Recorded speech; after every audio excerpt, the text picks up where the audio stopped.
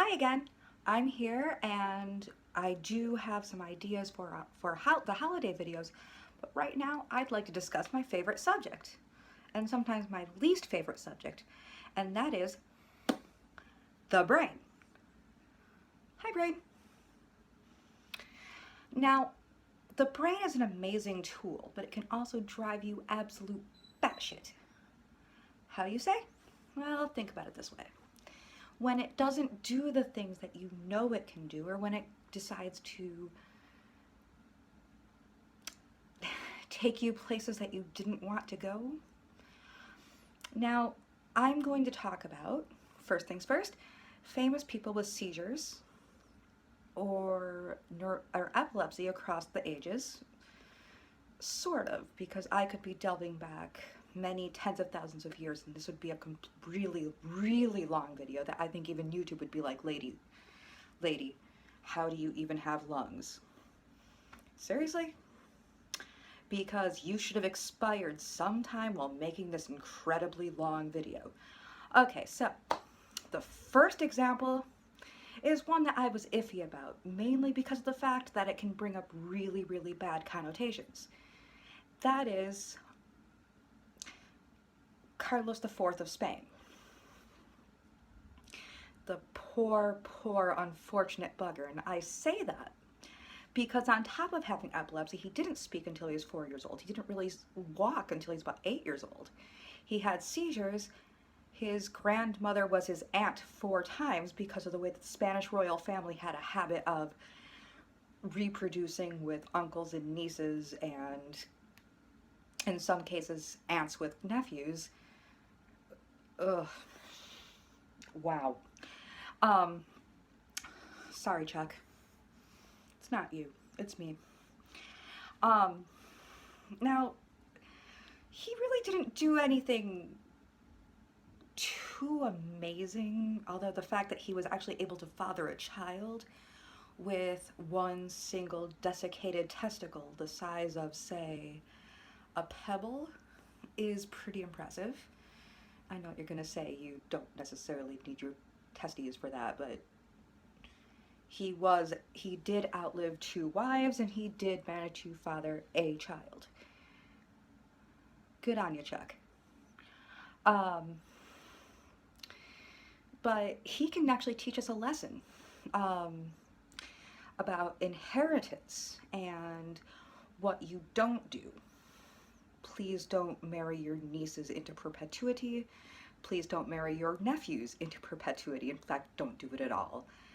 The next person, of course, everyone brings up Caligula, who may or may not have actually been that much of a bastard.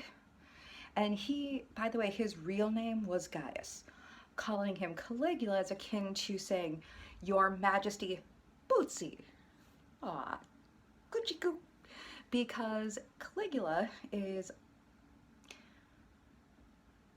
a diminutization of the Roman caligs, or the army sandal. The story goes that Agrippina, the elder, had dressed up her little boy as a miniature soldier to bring goodwill to the soldiers in Germany. And they caught on and it was, Bootsy. So, was Gaius an actual jerk? Was he a jerk that happened to have a neurological condition? And also, the Roman family had some interesting breeding scandals, which I don't want to get into, because I'm not here to discuss the mating lifestyles of the rich and famous and creepy and absolutely insane, in the literal sense. Next up, okay, next up is our friend. They say, I want to say next up is our friend Stan Laurel, half of Laurel and Hardy, the skinny one that made the snarky responses, may have had epilepsy, and they say that he has had epilepsy so bad, but it being the 1940s and 50s, he basically drank to try to cure it, which, bad idea. Don't do that. And I love Laurel and Hardy. My personal favorite will always be the Who's on First routine, which, if you can do that by heart and you know what I'm talking about when I go into it, you are awesome sauce. Now, depictions of epilepsy in the media. Everyone's been passing along this meme. We'll just say, I don't know how to pronounce it. Everyone's been passing around this graphic. Well, what are your annoyances with the media and its depictions of illness? And people will talk about, intubations and x-rays and surgery within 12 seconds, which is pretty impressive for a hospital. I had to wait 6 months between passing a kidney stone and having my kidney taken out while it was dying. So that's pretty impressive. But I got a cool scar and I have really, really awesome stories to tell. I passed a kidney stone the size of a quarter. Don't try that one at home, folks. In fact, I didn't. I was on the fetal position in a gurney. That was fun. And if I could have gone down to the floor, I would have.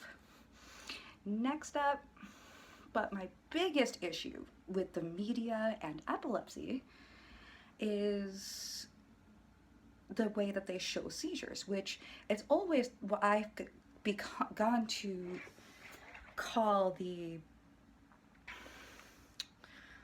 Hollywood seizure. And this is unfair of me, but basically, the tonic-clonic seizure, where a person goes really, really stiff, and then everything relaxes. By the way, I literally mean everything. It is not a clean process. If you have something in your bladder, it's gonna pop out. Ooh, lordy. If this were a Jeff Halliday video, somebody would be saying, Shivambu! And there would be a graphic of we, or what looks like we going across the screen, which it's funny in context. It's a bit too clean. The only seizure that Hollywood tends to know is the shaky cam tonic-clonic, but they forget the part where everything relaxes. So what you see is just a very stiff body looking, and of course they play up the fact that it looks like demonic possession, which, dude, no. And I have,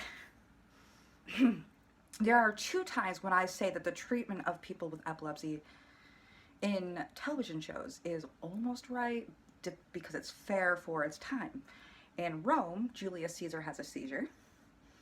He gets locked into a closet with Octavian, and they're holding him down there. Now, don't do that. That's not how you handle a seizure.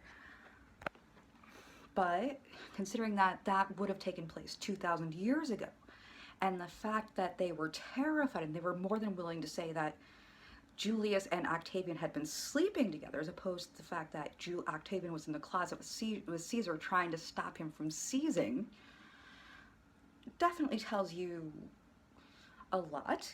And a lot of times you were either very, very blessed or you were very, very cursed. Are you a prophet or are you a poor, poor, unfortunate bugger, like our friend Carlos that I talked about first?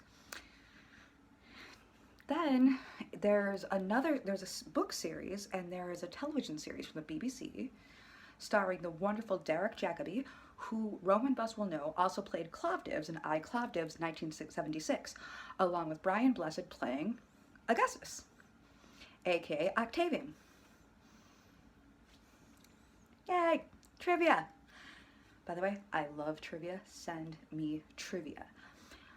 Next up, but there is a monk in the first show to be brought out, which is based on the book A Morbid Taste for Bones, in which one of the monks has these epileptic seizures, and they're saying, oh, it's the will of Saint Wilgefred. It's God. It's basically God telling us that he's blessed and that he'll bring us this beautiful saint who we can bring back to our order, and we will get fame and acclaim and all this other stuff. And Cadfael, being the more modern man that he is a warrior, he's a soldier, he's a monk, he's a doctor. But even he's definitely suspicious, but everyone goes around treating epilepsy in this way. The stick in the mouth, holding down, and of course every part of me does what it did while watching Rome, which is, don't do that, you dozy buggers, what the fuck? This video is rated R. I should probably say that in the beginning, so that people don't have their children watching.